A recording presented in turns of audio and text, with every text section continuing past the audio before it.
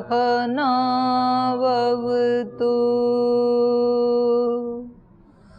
सहनौ भुनक्तु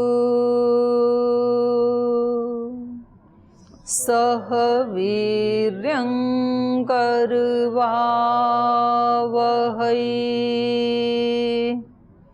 तेजस्विनावधीतमस्तु मा विद्विषावहै ॐ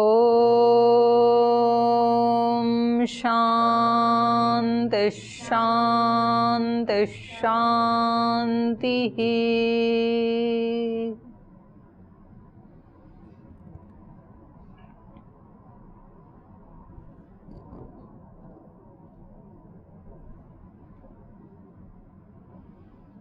पाश्चात्य दर्शनों के बारे में चर्चा कर रहे थे।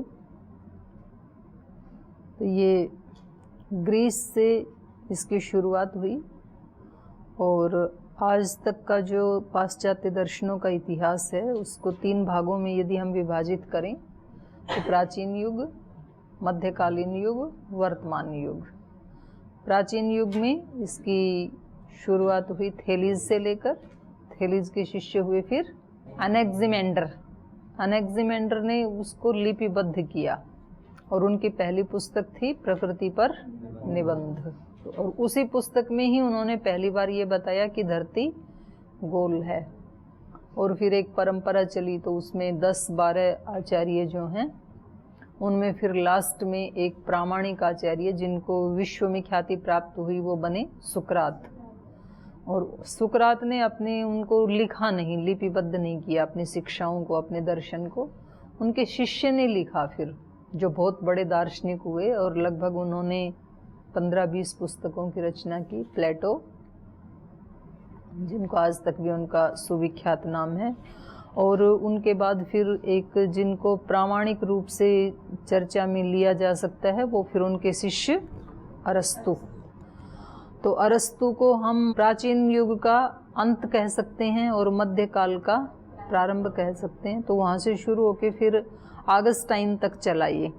और मध्यकाल में जो प्रामाणिक दार्शनिक जिनको कह सकते हैं वो एक दार्शनिक ही ऐसे थे, ये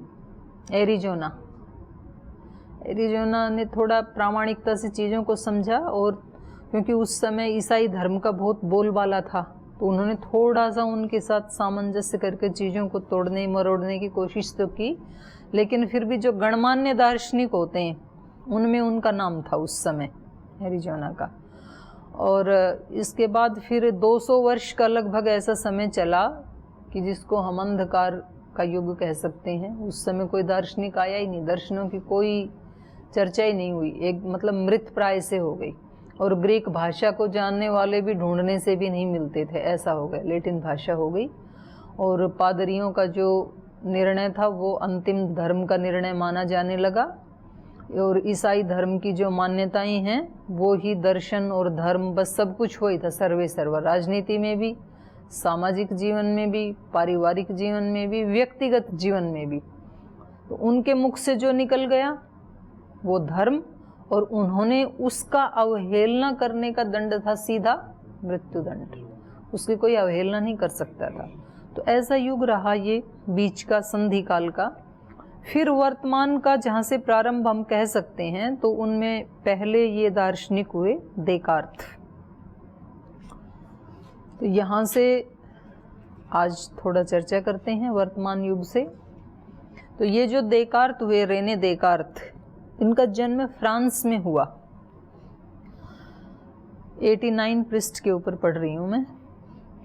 रेने देकार्त का जन्म फ्रांस में तुरेन नगर में हुआ। उनका शरीर निर्बल था किंतु बुद्धि प्रबल थी। कैथोलिक मत के जेसुइट पादरियों की शिक्षा संस्था में वे पढ़े, क्योंकि वही था उस समय प्रचलन में। और पेरिस का विलासी जीवन अप्रिय लगने के कारण उन्होंने सैनिक जीवन अपनाया। देखो इनका ना सैनिक का और एक दार्शनिक साधक का जीवन लगभग एक ही जैसा होता है। सैनिक हर पल अलर्ट रहता है कि कोई उसकी सीमा में घुसपैठ ना कर दे, और दार्शनिक साधक भी ऐसे ही अलर्ट रहता है कि उसके अंतःकरण में कोई घुसपैठ ना कर दे। तो इसलिए हमारे यहाँ एक योद्धा को, एक सैनिक को उतना ही सम्मान दिया जाता है जितना एक प्रामाणिक साधक को, आचार्य को दिया जाता है। तो ये इनके बारे में ऐसे ही है कि उनका जीवन, उन्होंने एक सैनिक जैसे जीवन को, सैनिक से ही फिर शिष्य का और सैनिक का, सैनिक को कभी भी वहाँ अपना मत, अपनी राय, अपनी पसंद अभिव्यक्त करने का राइट नहीं होता है। उसको जाते ये सिखाया जाता है यस बॉस, जो उन्होंने बोला, और उनका कोई टाइम नहीं होता है कि जी ये तो हमारा विश्राम का समय था। जब बोल दिया बॉस ने कि अभी बटालियन तैयार, अभी वहाँ पहुँचो, जंगल में पहुँचो, अब पहाड़ी पे पहुँचो, वहीं रहना होता है उनको, नगरों में तो रहना नहीं होता सीमा पे। जब बोल दिया वहाँ वो तुरंत पहुँचेंगे, चाहे वो खा रहे हैं, चाहे वो सो रहे हैं, उनका अपना कोई मत नहीं होता है। उनको ट्रेनिंग ही ये दी जाती है 1 साल कि कुछ भी बोले, अगर वो भरी रात को बोलें कि अभी सूर्योदय हो रखा है, दिन है, तो बोलेंगे यस बॉस, और दिन में वो बोलें कि घोर अंधकार है, चंद्रमा निकल रहा है, तो बोलेंगे यस बॉस। उनको यस ही बोलना होता है। और यही यहाँ शिष्य को सिखाया जाता है। मम व्रते हृदयम ते दधामि, मम चित्तम अनुचित्तम ते अस्तु। आपका चित्त मेरे चित्त के अनुसार चलना चाहिए। तो खैर यहाँ तो दोनों बोलते हैं, गुरु और शिष्य। तो यहाँ शिष्यों को भी हमारे यहाँ यही सिखाया जाता था कि अब गुरु का अनुशासन ही यहाँ आश्रम में, गुरुकुल में वेद वाक्य वो सर्वोपरि है। तो लगभग दोनों का जीवन एक ही जैसा होता था। तो ये यद्यपि विदेश में पैदा हुए देकार्त, लेकिन तो भी इन्होंने एक सैनिक जैसे जीवन को अपनाया। इनको विलासी जीवन जो है वो अप्रिय लगता था बचपन में। यूरोप में खूब घूमे, फिर वे दार्शनिक जीवन की ओर आकृष्ट हुए। ये 20 वर्ष तक हॉलैंड में घूमे। एकांत प्रिय होने के कारण लोगों से बचने के लिए उन्होंने 40 बार अपना मकान बदला। घूमते तो थे, लेकिन घूम के भी एकांत में रहते थे। चिंतन मनन करते होंगे ना, तो भीड़ पसंद नहीं थी, तो उनके घर के सामने जहाँ कहीं भी भीड़ भाड़ और कोई आके मकान बनाते, वो घर ही बदल देते थे। 40 बार मकान बदला उन्होंने। स्वीडन की रानी ने उनसे दर्शन का अध्ययन करने के लिए उन्हें स्वीडन आमंत्रित किया और वहीं उनकी मृत्यु हो गई। देकार्त प्रसिद्ध गणितज्ञ, वैज्ञानिक और दार्शनिक थे। गणित और ज्योतिर्विद्या में उन्होंने कुछ महत्वपूर्ण अन्वेषण किए हैं। दर्शन के आधुनिक युग के वे पिता कहे जाते हैं। जैसे प्राचीन युग के जनक किसको कहा जाता है? थेलीस को। और इसका मध्यकाल का अरस्तु भी कहते हैं जिसको, और एरिस्टोटल ना, एपिक्यूरस तो पहले हुए पर वो ज़्यादा उसमें नहीं आए प्रसिद्धि में। प्रथम दार्शनिक तो वही हैं, एपिक्यूरस ही। पर जो गणमान्य हुए वो, हाँ जी, एरिजोना नहीं, एरिस्टोटल, अरस्तु जिसको कहते हैं। तो ये संधि है दोनों का, मध्यकालीन युग का शुरुआत और प्राचीन का अंत। तो इनको जनक माना जाता है आधुनिक युग का, देकार्त को। उनके प्रसिद्ध दार्शनिक ग्रंथ हैं दार्शनिक पद्धति पर विचार और दार्शनिक पर मनन, प्राथमिक दर्शन पर मनन और दर्शन के सिद्धांत, ये हैं इनके। तो ये अच्छी हैं, ये पुस्तकें अभी भी मिलती हैं। दर्शन के सिद्धांत इनकी अच्छी पुस्तक है। तो सभी विशेषताएं उनमें प्रस्फुट हुई हैं। उन्होंने दर्शन को एक नई पद्धति दी, जिसके कारण उन्हें आधुनिक दर्शन का जनक माना जाता है। उनके बहुत से सिद्धांत अमान्य हो चुके हैं, किंतु उनकी पद्धति आज भी मान्य है। देकार्त का महत्व उनकी पद्धति और उनके मौलिक सिद्धांत के कारण है, उनके दार्शनिक मत के कारण नहीं। मतलब उनका सिद्धांत है, दार्शनिक मत तो उनका खंडित हो गया, नहीं बचा। लेकिन उनके जो मतलब ऐसे है कि मकान बनाया तो नींव तो है खूब सुदृढ़, और ऊपर बनने वाला भवन जो था वो उतना मजबूत नहीं था, वो तो ढह गया, और वो नींव जो है वो अवशेष के रूप में है। दर्शन के लिए उन्होंने सुदृढ़ नींव बनाई। उस नींव पर उन्होंने जो प्रासाद खड़ा किया वह तो ढह चुका, किंतु वह नींव आज भी वैसी ही सुदृढ़ है और विविध दार्शनिक प्रासाद उस पर बनते बिगड़ते रहे हैं। देकार्त गणित के अत्यंत भक्त थे। उनको गणित प्रेमी दार्शनिक कहने की बजाय दर्शन प्रेमी गणितज्ञ कहा जाए तो अनुचित नहीं होगा। गणित में निश्चयात्मकता है, उसके सिद्धांत निर्विवाद और निसंदेह सत्य हैं। दर्शन में विवाद और अराजकता है। दर्शनों में तो संवाद होते ही है ना, लेकिन इसमें गणित में तो कोई संवाद नहीं हो सकता, 2 और 2 4 ही होते हैं। इसका कारण देकार्त ने यह बताया कि गणित की नींव सुदृढ़ है और दर्शन की नींव बालू की बनी हुई है। वो उसमें वाद विवाद चलते रहते हैं। कोई त्रैतवाद को मानता है, कोई द्वैतवाद को, कोई अद्वैतवाद को, तो ये चलता रहता है दार्शनिकों का तो आपस में।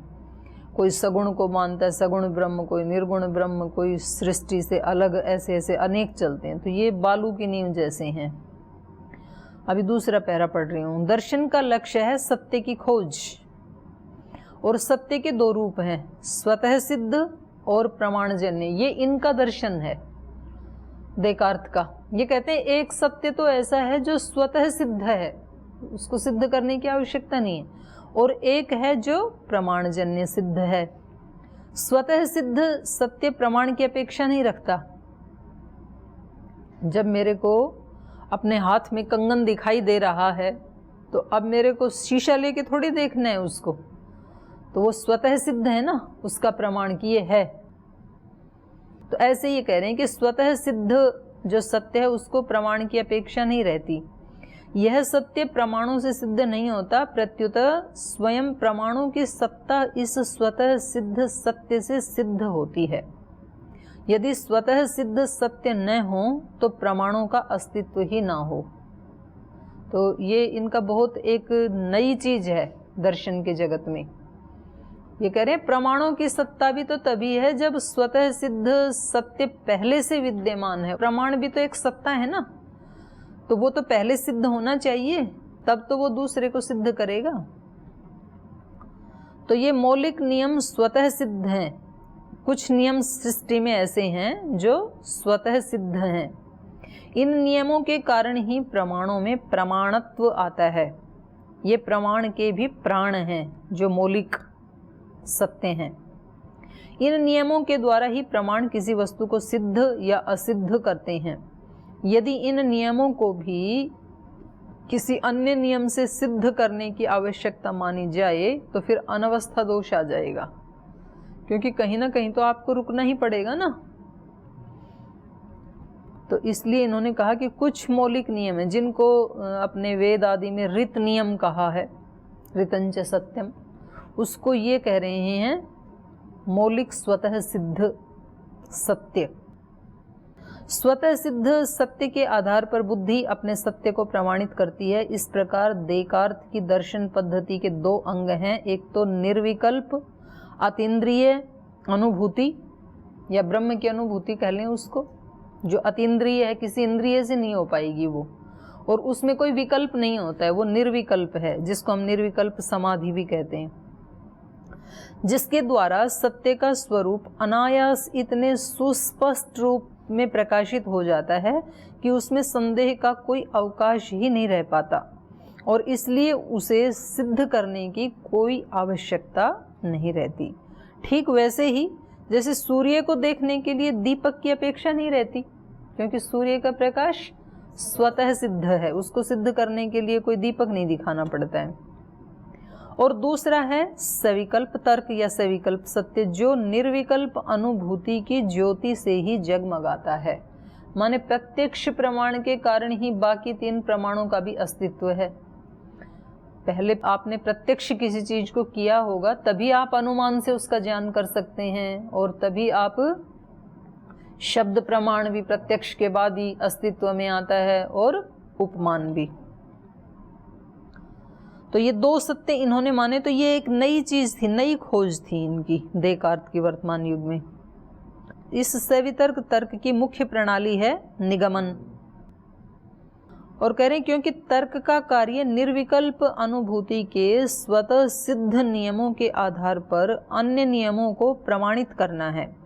इसका यह अर्थ नहीं है कि देकार्त आगमन प्रणाली को नहीं मानते थे या उसका कोई उपयोग नहीं समझते। उनका तात्पर्य यही है कि आगमन अपने सत्यत्व के लिए निगमन पर निर्भर है। फिर बीच में से पढ़ रही हूँ, प्रकृति की खुली हुई विशाल पुस्तक के अध्ययन में उनकी पर्याप्त रुचि रही है। ज़्यादा वो प्रकृति को पढ़ते थे क्योंकि घूमते थे ना, तो घूमते हुए व्यक्ति, तो आपका भी यही सत्य है कि घूमेंगे तो चीज़ें जल्दी से, और ये सच भी है। तो इसलिए इस देश के जो सन्यासी परिव्राजक है ना, वो इसीलिए घूमते रहते थे। हमने भी देखा, जैसे बचपन में हम पढ़ते थे वहाँ की ऐसी वेशभूषा केरला की कैसी है, कर्नाटक की कैसी है, उनकी संस्कृति कैसी है, उनका आहार कैसा है, उनका डांस कौन सा है, तो वो रटते थे पहले, इनका कुचिपुड़ी है, इनका कथक है, इनका भरतनाट्यम है। तो जब वहाँ जाके देखा तो अब रटने की आवश्यकता नहीं है, फिर वो स्पष्ट हो गए ना आँखों से देख करके। तो पूरे भारत के प्रांतों के किसकी क्या वेशभूषा है, क्या उनका खान पान है, कौन से उनके त्यौहार हैं, कौन से उनके डांस हैं, वो देखने के बाद अब पुस्तक देखने की ज़रूरत नहीं है। तो क्योंकि सन्यासी का जो अपना वर्णाश्रम धर्म है वो ये है कि बाहर के सारे सत्य उसको मालूम हों और फिर वो अपने आंतरिक सत्य भी उसको साक्षात्कार करे। तो इसलिए उसको घूमने की अनुमति दी जाती है, मतलब उसके लिए विधान है, अनुमति क्या, कि वो एक स्थान पे ज़्यादा दिन ना रुके, घूमता रहे, और एक तो उससे आसक्ति और मोह नहीं होगा किसी स्थान विशेष से, और दूसरा उसका ज्ञान बढ़ता चला जाएगा नए नए लोगों से। क्योंकि देखो जब हम बिल्कुल कहीं नएपन में होते हैं ना, हमारे मन को एक विशेष प्रकार का एक हार्मोन पैदा होता है, जैसे नूतनता आती है ना जीवन में कहीं भी, तो एक विशेष प्रकार का हार्मोन पैदा होता है और वो हमें सुख देता है। तो इसलिए जिस दिन हम त्यौहार मनाते हैं तो कुछ उसमें हम घर की साफ सफाई नए तरीके से करते हैं, या खाना रॉ मटेरियल वही है, आटा वही, आलू टमाटर सब वही है, सूजी वही है, लेकिन हम उसको स्पेशल किसी नए तरीके से बनाते हैं, तो वो आहार नया बन जाता है। उस दिन नए कपड़े पहनते हैं, उस दिन भाव भी नया रहता है कि आज त्यौहार है, तो एक सुख की अनुभूति होती है। तो नएपन में सुख है। सूर्य एक होता हुआ भी रोजाना नया है, इसलिए उदय होते ही रोज उसको प्रणाम करते हैं सब। तो ये एक विशेष हार्मोन पैदा होता है, उसके कारण ये व्यक्ति खुश होता है नवीनता को देख करके। तो परिव्राजक जब सब जगह घूमेगा, नए नए व्यक्तियों से मिलेगा, नए स्थान को देखेगा, तो उस नूतनता से उसमें सत्व की प्रधानता रहती है। एक ही एक करने से आदमी बोर हो जाता है ना, एक ही एक जगह रहने से, एक ही एक काम करने से, एक ही एक जैसा खाना खाने से, रोज खिचड़ी रोज दलिया, फिर आप बोलते हो कि जी कुछ तो चेंज करो, तंग हो गए हम। तो परिवर्तन जरूरी है। इसलिए जो जैसे गुरुकुल की दिनचर्या है एक ही एक जैसी है, तो वो तो करना ही है। कभी आप कल से बोलो कि ये तो दीदी ने बताया था कि कुछ तो नवीनता होनी चाहिए, तो आज से छोड़ते हैं उसको, नहीं, वो तो करनी है। पर दिन में कम से कम 15-20 मिनट, जितना भी आपके पास टाइम है, अफोर्ड कर सकें टाइम, उतना जिस काम को करने में आपको सबसे ज़्यादा प्रसन्नता मिलती है, रुचि है, वो काम जरूर करना चाहिए। आपको यदि खेलने से बहुत प्रसन्नता मिलती है तो कम से कम 15-20 मिनट खेलना चाहिए। आपको कुछ गाने से प्रसन्नता मिलती है, जब आप गाते हैं तो आपको बड़ा आनंद आता है, तो गाना चाहिए 15-20 मिनट।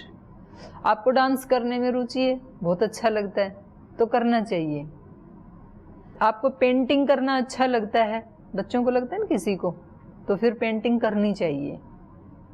और फिर खेलने में भी किसी को वॉलीबॉल खेलने में आनंद आता है, किसी को फुटबॉल, किसी को हॉकी, किसी को खो खो, कुछ भी। तो जिस काम को करने से आपको सबसे ज़्यादा आप खो से जाते हैं उस काम में, तो कम से कम वो थोड़ी देर के लिए ही सही, लेकिन वो करना चाहिए उसको। तो उससे एक खास प्रकार के हार्मोन्स हमारे अंदर पैदा होते हैं और फिर हमें बैलेंस करके रखते हैं वो। नहीं तो एक ज़बरदस्ती कोई काम करवाया जाएगा ना, तो फिर वो थोड़े दिन के बाद, चाहे वो छोटे बच्चे हों, चाहे वो युवा हों, चाहे बुज़ुर्ग हों, तो वो फिर उसको बोर कर देते हैं, टेंशन में चला जाता है व्यक्ति, और फिर वो दिमाग का बाहर भी आएगा, तो वो बाहर वाला शरीर भी रोगी हो जाता है फिर। तो इसलिए नूतनता ढूंढने की हमारी यहाँ संस्कृति है। तो कभी भी हम ये नहीं बताते अपने बच्चों को कि ये वही पुराना सूर्य है, लगभग 200 करोड़ वर्ष पुराना, कोई नया सूर्य नहीं है। हम कहते हैं नया सूर्योदय हो गया, दर्शन करो, उसको जल दो, उसको प्रणाम करो। रोज नूतनता दिखाना जरूरी है सृष्टि में। तो ये इनका था, ये घूमते रहते थे और प्रकृति की पुस्तक को ये ज़्यादा पढ़ते थे। तो प्रकृति की खुली हुई विशाल पुस्तक के अध्ययन में उनकी पर्याप्त रुचि थी। हमारे यहाँ भी ऐसे उपनिषदों में मिलते हैं ना प्रमाण, सत्यकाम जाबाल आदि के। तो गुरुजी ने उनको ऐसे तो पढ़ाया ही नहीं जैसे आप पढ़ रहे हैं। उनको गाय दे दी, 400 गाय दे दी, 400 दी थी ना, कितनी दी थी? 400 दी थी, और बोले 1000 हो तब वापस आना, 1000 हो जाए तब आ जाना। तो जब वो आए तो उनका तो चेहरा जो है ब्रह्म तेज से चमक रहा था। तो गुरुजी ने कहा कि मैंने तो आपको कोई उपदेश नहीं दिया ब्रह्म का, तो किसने दिया आपको? बोले मेरे को तो ऐसे ही मिल गया प्रकृति में, सूरज ने दे दिया, दिशाओं ने दे दिया, हवाओं ने दे दिया, अग्निहोत्र करता था अग्नि ने दे दिया, यही सब मेरे आचार्य हैं। तो ऐसे ही ये भी दार्शनिक ऐसे ही थे, देकार्त भी। स्व संवेदन उनके दर्शन का केंद्रीय अनुभव है। तो नीचे का पैरा पढ़ रही हूँ। देकार्त की दार्शनिक पद्धति है संदेह की। कुछ लोग इनके दर्शन को संदेहवादी भी कहते हैं। पीछे वाले थे वो कैसे दर्शन थे? बुद्धिवादी थे। ये प्लेटो आदि जो है ना, सुकरात आदि, ये बुद्धिवादी थे। इनके दर्शन को कुछ लोग संदेहवादी भी कहते हैं। तो इनका ये कहना था, ये कह रहे हैं कि ये दार्शनिक की पद्धति संदेह की है, किंतु देकार्त संदेहवादी नहीं है। ये राइटर कह रहे हैं कि वो संदेहवादी नहीं, संदेह जरूर करते थे। वे हैं कट्टर बुद्धिवादी ही। संदेह उनके लिए साधन मात्र है, साध्य नहीं। तो साधन तो होना ही चाहिए। हमारे भी जो न्याय वैशेषिक के जो आचार्य हैं, जो ऋषि हैं, वो संदेह को एक साधन के रूप में तो प्रयोग करते ही हैं। इसलिए जो 16 तत्व हैं उसमें तीसरा नंबर संदेह का ही है ना। प्रमाण, प्रमेय, संशय, प्रयोजन। तो संशय उन्होंने जानने जैसा ही रखा उन्होंने भी। तो ऐसे ये भी संशय को एक साधन मानते थे, साध्य नहीं मानते थे। सत्य निश्चयात्मक है, किंतु निश्चय पर पहुंचने के लिए संदेह आवश्यक है, ऐसा इनका मानना था। यदि संशय न हो तो फिर निश्चय कैसा? निश्चय तो तभी होगा, पहले उसमें डाउट होगा, फिर हम निश्चय पे पहुंचेंगे। संशय ज्ञान का स्रोत है, मतलब संशय होगा तो सच्चा ज्ञान होगा। दार्शनिक के लिए यह आवश्यक है कि वह किसी सिद्धांत पर पहुंचने के पूर्व हर प्रकार की पूर्व मान्यताओं, पूर्व धारणाओं या पक्षपातों से रहित होकर के विचार करे। यदि पहले की धारणा और पहले के ही उनको मान लिया तो उसको फिर कहते हैं अंधविश्वास। अगर आपने उस पर डाउट नहीं किया तो आपका सत्य नहीं होगा, फिर वो आपका अंधविश्वास होगा। वो आपको विश्वास तो होगा उस धारणा पे, लेकिन आपका सत्य नहीं होगा, वो किसी और का होगा। तो उसको उसकी कसौटी पे तो कस के देखना ही चाहिए। इंद्रिय प्रत्यक्ष या आगम से अमुक बात प्रमाणित होती है, अतः वह सत्य है, तो इस प्रकार का विचार ठीक नहीं है। ये इनका कहना है कि शास्त्र ने जो कह दिया इसलिए ये ठीक है। ऐसा यदि कोई व्यक्ति कह रहा है तो कह रहे हैं ये उसका सत्य नहीं है, उस व्यक्ति का। आगम में जो कहा है, जिस व्यक्ति ने कहा उसका तो सत्य है, पर इसका सत्य तो तब होगा जब ये इस पे डाउट करके और फिर इस निश्चय पर पहुंचेगा। ये रूढ़िवाद है, बात जैसी है उसको वैसे ही स्वीकार कर लेना, ये रूढ़िवाद है, पक्षपात है, अंधविश्वास है। ये दार्शनिक को शोभा नहीं देता। दर्शन का उद्गम संशय है। ग्रीक युग में प्लेटो ने कहा था कि ज्ञान का उद्गम आश्चर्य है। Philosophy begins in wonder. अरे ये कैसे हो गया? मध्य युग में शास्त्रीय विचारक कहते थे कि ज्ञान का उद्गम विश्वास है, और आधुनिक युग के देकार्त कहते हैं कि ज्ञान का उद्गम संदेह है, डाउट करना चाहिए। देकार्त की पद्धति संदेह की होने पर भी वे संदेहवादी नहीं हैं। संदेहवादी तो संशयात्मा होता है, माने जो उसी में ही जीता है, फिर उसके बाहर नहीं निकलता है, उसको कहते हैं संदेहवादी या संशयात्मा। संशय ही उसका प्राण, संशय ही उसका लक्ष्य और उसका साध्य होता है। जो संदेहवादी होता है वह निश्चित सत्य को नहीं मानता। देकार्त के अनुसार सत्य स्वतः सिद्ध है और निश्चयात्मक है। सत्य की सार्वभौमिकता, सहजता, अबाधिता और निश्चयात्मकता ये देकार्त को सर्वथा मान्य है। वो कहते हैं कि ऐसा ही है, उसमें कोई चेंज नहीं आता सत्य में कभी भी। लेकिन इस सत्य की प्राप्ति का साधन है संदेह। उस पे संदेह करेंगे और फिर जब हम उसको पाएंगे तो फिर वो हमारा निश्चयात्मक सत्य होगा, तब वो हमारे लिए सार्वभौम सत्य होगा। निश्चयात्मक सत्य साध्य है और संदेह साधन है। सत्य उपेय है और संदेह उपाय है। उपेय मतलब जिसको जानना है, प्राप्त करना है, वो तो है सत्य या ईश्वर या ब्रह्म, और संदेह उसका उपाय है। सत्य लक्ष्य है और संदेह लक्षण है। सत्य गंतव्य स्थल है और संदेह उसका मार्ग है। जो संदेह को साधन के रूप में अपनाता है वह बुद्धिवादी सत्य तक पहुंच जाता है। किंतु जो संदेहवादी संदेह को ही साध्य मान लेता है उसका विनाश निश्चित है। संशय आत्मा, अगर उस संशय को ही उसने साध्य मान लिया, वहां से नहीं निकला, तब तो उसका नाश सुनिश्चित है। अज्ञश्च अश्रद्धानश्च संशय आत्मा विनश्यति, गीता में कहा। संदेह अंधविश्वास और पक्षपात को मिटाने के लिए है, सत्य को मिटाने के लिए नहीं है। ये भी अच्छी बात है इसकी। संदेह सत्य को नहीं मिटाता है, बल्कि सत्य के ऊपर पड़े आवरण को मिटाता है, अंधविश्वास को मिटाता है। प्रसिद्ध कथन है संशय आत्मा विनश्यति। देकार्त का तात्पर्य है संशयेन विजानाति संशय आत्मा विनश्यति। संशयात्मक ही जानता है, ऐसा जो संशय आत्मा है, जो संशय को ही लक्ष्य बना के चलता है, उसका तो फिर नाश ही होता है। अब पढ़ रही हूं मैं 93 पेज पे दूसरा पैराग्राफ। मेरा ये पुराना विश्वास रहा है कि ईश्वर हैं, उन्होंने यह सृष्टि बनाई है, उन्होंने मुझे उत्पन्न किया है। ईश्वर मंगलमय और सत्य स्वरूप हैं। मैं यह कैसे मानूं कि उन्होंने यह सृष्टि मुझे धोखा देने के लिए बनाई है? तब क्या मैं यह समझूं कि यह कार्य शैतान का है या यह सब मेरी कल्पना है?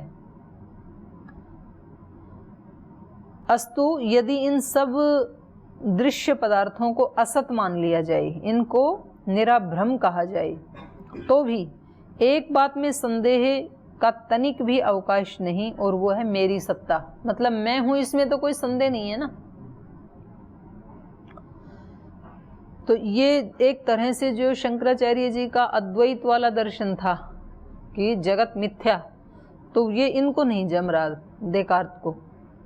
ये कहते हैं कि चलो मैं मान भी लेता हूँ मिथ्या है जगत, पर मैं ये तो नहीं कह सकता कि मैं भी मिथ्या हूँ, और यदि मैं भी मिथ्या हूँ तो फिर तो शंकराचार्य जी भी मिथ्या हैं, वो भी तो एक व्यक्ति है ना, और फिर उनका कथन भी मिथ्या है।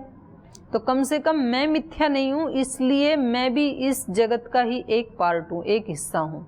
और जब मैं अपने आप को मिथ्या मानने के लिए राजी नहीं हूँ, तो जगत भी फिर नितांत मिथ्या नहीं है। परिवर्तनशील तो है, अनित्य तो है, लेकिन नितांत मिथ्या नहीं है। जो ही मैं कोई विचार करता हूँ त्यों ही मेरी सत्ता सामने आती है। मैं कुछ भी कहूँ, कुछ भी सोचूं, कुछ भी विचारूं, तो उन सब में मेरा अस्तित्व अंतर्निहित है। मैं तो बनाई हूँ ना उसमें। इस विषय में मुझे कोई धोखा नहीं हो सकता मेरी सत्ता के बारे में। अतः भली भांति सोच लेने के बाद और प्रत्येक बात की सावधानी से परीक्षा कर लेने के बाद मैं इस परिणाम पर पहुँचने और इस सत्य को मानने के लिए बाध्य हूँ कि मैं हूँ, मेरा अस्तित्व है, मैं ज्ञाता हूँ। ज्ञान मेरा स्वरूप है। यदि मैं अपने अस्तित्व का निराकरण भी करूं तो उस निराकरण में भी मेरा अस्तित्व प्रकट होकर सामने आता है। मान लो मैं ये कहूं कि मैं तो नहीं हूं, तो भी ये निराकरण करने वाला तो हूं मैं, कम से कम मैं नहीं हूं, क्योंकि मैं तो निराकर्ता तो हूं, निराकरण करने वाला तो हूं मैं कम से कम। तो मेरी सत्ता का अपलाप नहीं हो सकता। ज्ञाता का ज्ञान नष्ट नहीं हो सकता। यह सिद्धांत अत्यंत सुस्पष्ट और निसंदेह स्वतः सिद्ध है कि मैं ज्ञाता हूँ, अतः मेरी सत्ता अनिवार्य है। तो ये इनका मेन जो है ना दर्शन, वो ये है। नीचे, जिस आत्म तत्व की महिमा उपनिषदों और वेदांत ने गाई, उसी का यशोगान देकार्त ने किया, किंतु इसके आगे देकार्त ने आत्मा को ठीक ठीक नहीं समझा। मतलब इनको दृष्टि तो मिल गई, आंख तो मिल गई, लेकिन आगे फिर उसके अकॉर्डिंग ये जी नहीं पाए। वे स्वतः सिद्धि और स्व प्रकाशता के सिद्धांत को पूर्ण रूपेण नहीं जान सके। नहीं जान सके मतलब उसका साक्षात्कार नहीं कर पाए ऋषियों की तरह से। बौद्धिक रूप से तो जाना, आत्मा को वे केवल परिमित जीवात्मा के अर्थ में ही समझते थे। परिमित जीवात्मा मतलब जो शरीर में है ना, बस इतना ही, इस अर्थ में समझते थे। स्वतः सिद्ध आत्मा परमात्मा है, वह अद्वैत स्वरूप है, वही एकमात्र सत्य है, अन्य सब कुछ उसी की सत्ता का आभास है। इन तत्वों तक देकार्त नहीं पहुंच सके। वे इसी भ्रांति में रहे कि यह परिच्छिन्न जीव ही शुद्ध आत्मा है, इसलिए वे कट्टर द्वैतवादी हैं। यह उनके दर्शन का बड़ा भारी दोष है, माने इसी को ही उन्होंने मान लिया। वे चित अचित संयोगवादी हैं, क्योंकि उनके अनुसार इन दोनों तत्वों का एक दूसरे से संयोग होता है और एक की क्रिया से दूसरे में प्रतिक्रिया उत्पन्न होती है। मतलब जीवात्मा और संसार जो है ना, इनको दोनों को अन्योन्य आश्रित मानते हैं। वो कहते हैं कि हमारे अंदर कोई भाव होते हैं, वो फिर बाहर दिखाई देते हैं सृष्टि में, और सृष्टि में जो कोई संवेदन होते हैं वो फिर हमारी आत्मा में आरोपित होती हैं। तो ऐसे ये दोष आ गया इनके यहाँ। चित अचित का संयोग है ये सृष्टि, चित आत्मा और अचित प्रकृति, तो ये दो मानते हैं वो। तो उनके अनुसार इन दोनों का एक दूसरे से संयोग होता है, और आत्मा को अजर अमर भी नहीं मानते हैं वो। संयोग नष्ट हुआ तो आत्मा भी नष्ट, ऐसा मानते हैं वो। और एक के कारण दूसरे में प्रतिक्रिया उत्पन्न होती है। अब मैं पढ़ रही हूँ 101 पृष्ठ के ऊपर। देकार्त की एक और असंगत कल्पना है, वो यह है कि शरीर की एक विशेष ग्रंथि इन दोनों की, जीव और शरीर की, मिलन शैया है, पिनियल ग्लैंड। जड़ जगत एक उद्देश्यहीन यंत्र है जिसे ईश्वर रूपी चेतन चालक चला रहा है। जड़ में चैतन्य नहीं है और चित्त में परिमाण या विस्तार या आकार नहीं है। पशुओं में चैतन्य नहीं है, ये मानते थे, आज भी कुछ लोग मानते हैं। क्योंकि देकार्त के अनुसार चैतन्य और विवेक एक ही हैं। जो बुद्धि है ना, उसी को वो चैतन्य मानते थे, और वो पशुओं में है नहीं, तो इसलिए पशुओं में आत्मा ही नहीं। इसलिए जीवित पशु भी यंत्रवत हैं, जैसे गाड़ी मोटर है ना, ऐसे हमारे पशु भी वैसे ही हैं उनकी तरह, ऐसा वो मानते थे। मनुष्य का शरीर भी यंत्रवत है।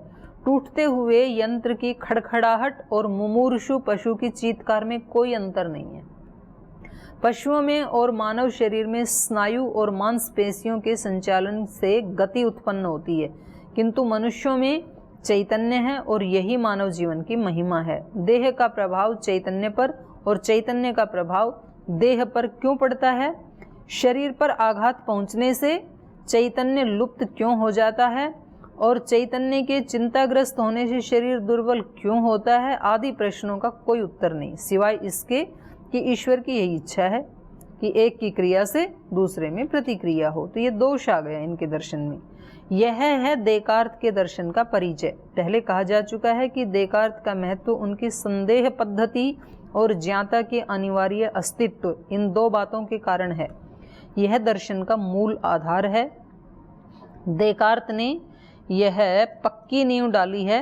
इस नींव पर उन्होंने जो प्रासाद बनाया वो ढह चुका है, किंतु नींव अभी भी वैसी ही स्थित है और दार्शनिक प्रासाद इसी पर बनते बिगड़ते रहते हैं।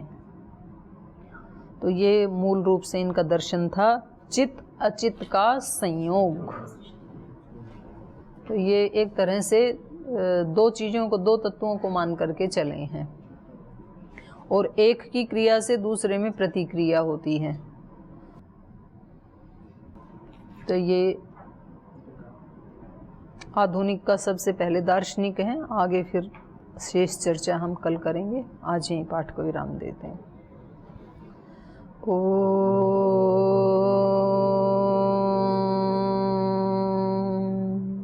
शांति शांति शांति। श्री गुरुभ्यो नमः।